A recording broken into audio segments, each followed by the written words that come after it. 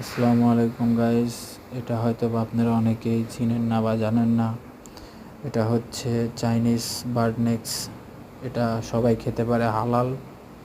এটার অনেক উপকারিতা। এটা শরীরের ত্বকের খুবই উপকার করে। এটার অনেক মূল্য। এটা শুধু মালয়েশিয়া, ইন্দোনেশিয়া এইসব রাষ্ট্রেতেই হয় আর কি। তো আপনারা যারা প্রথম দেখলেন বা এটা কিভাবে উৎপাদন হয় সেটা দেখার আগ্রহ যাদের আছে, আমার চ্যানেলটা সাবস্ক্রাইব করবেন।